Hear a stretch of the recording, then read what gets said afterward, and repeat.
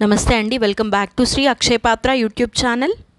2024 మే 10వ తారీఖు అంటే రేపు మనం అక్షయ తృతీయగా జరుపుకుంటున్నాం.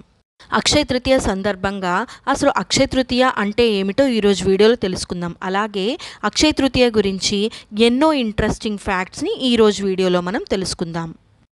వీడియోలోకి వెళ్లే ముందు మీకు కనుక మా ఛానల్ నచ్చినట్టయితే లైక్ చేయండి, షేర్ చేయండి, సబ్స్క్రైబ్ చేయండి, ఇంకా బెల్ సింబల్ మీద క్లిక్ చేయండి. సంపదకు అధిదేవత లక్ష్మీదేవి. శ్రీ మహావిష్ణువుకు ఇష్టమైన ప్రతిదీ మహాలక్ష్మీదేవికి కూడా ఇష్టమే. అటువంటి శ్రీ మహావిష్ణువు పరశురాముని అవతారం ధరించిన రోజు వైశాఖ శుద్ధ తదియ. అంటే వైశాఖ శుద్ధ తదియ నాడు శ్రీ మహావిష్ణువే పరశురామునిగా జమదగ్ని దంపతులకు కుమారునిగా జన్మించాడు. ఆ రోజు చేసే ఏ వ్రతమైనా, జపమైనా, పుణ్యకార్యాలైనా, దాన ధర్మాలైనా ఏవైనా సరే దాని ఫలితం అక్షయం అవుతుంది. అక్షయం అంటే తరగనిది, ఇంకా వృద్ధి చెందేది అని అర్థం. వైశాఖ శుద్ధ తదినాడు ఏ కార్యం చేపట్టినా అక్షయం అవుతుంది కాబట్టి ఆ రోజును మనం అక్షయ తృతీయగా పరిగణిస్తాం. అక్షయ తృతీయ అంటే ఏమిటో తెలుసుకున్నాం కదండి. ఇప్పుడు ఈ అక్షయ తృతీయ గురించి కొన్ని ఆసక్తికరమైన విషయాలు మనం తెలుసుకుందాం. ఈ అక్షయ తృతీయ రోజు కుబేరుడు లక్ష్మీదేవిని పూజించి ధనవంతుడయ్యాడని చెబుతూ ఉంటారు.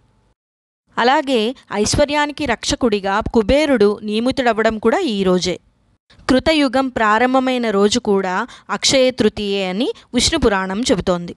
అలాగే శ్రీకృష్ణుని చిన్ననాటి స్నేహితుడైన సుదాముడు ద్వారకలో శ్రీకృష్ణుని కలిసి అపరిమితమైన సంపదని వరంగా పొందిన రోజు కూడా అక్షయ తృతీయ రోజే.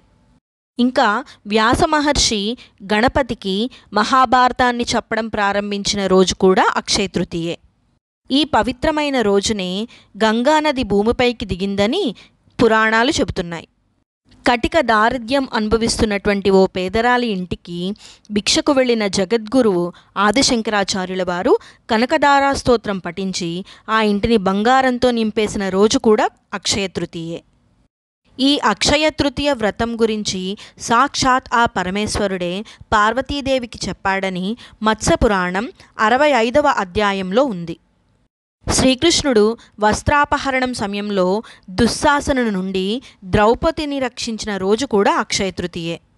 పూరిలో జగన్నాథ ఆలయ రథయాత్ర ఉత్సవాల కోసం రథాన్ని తయారు చేయడం ప్రారంభించే రోజు కూడా అక్షయ తృతీయే.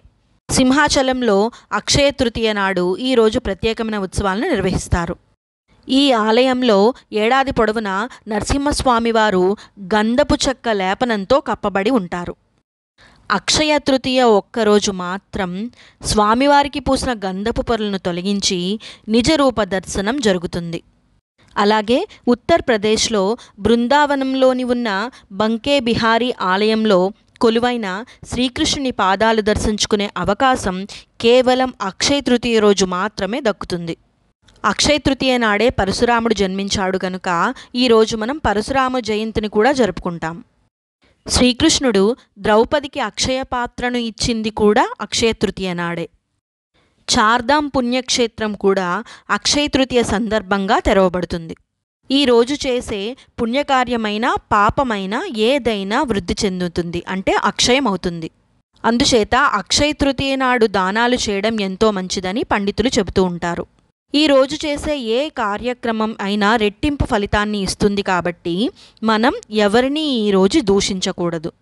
ఈరోజు ఏ పని చేసినా అక్షయం అవుతుంది కాబట్టే చాలామంది బంగారాన్ని కొనుగోలు చేస్తూ ఉంటారు. ఈరోజు ముఖ్యంగా లక్ష్మీదేవిని, గణపతిని, ఇంకా శ్రీ మహావిష్ణువుని పూజించాలి. మరి ఇంతటి ప్రాశస్త్యం కలిగిన ఈ రోజును మనం ఈ దేవతలను పూజించి వారి యొక్క కృపకు పాత్రులవుదాం. ఈరోజు మనం అక్షయ తృతీయకు సంబంధించిన ఎన్నో ఇంట్రెస్టింగ్ ఫ్యాక్ట్స్ని తెలుసుకున్నాం కదండి. ఈ వీడియో మీ అందరికీ నచ్చిందని ఆశిస్తున్నాను. నెక్స్ట్ టైం ఇంకొక మంచి వీడియోతో మళ్ళీ కలుద్దాం. అంతవరకు సెలవు. సర్వేజన సుఖినో భవంతు. మీకు గనక మా ఛానల్ నచ్చినట్టయితే లైక్ చేయండి, షేర్ చేయండి, సబ్స్క్రైబ్ చేయండి, ఇంకా బెల్ సింబల్ మీద క్లిక్ చేయండి. ధన్యవాదములు.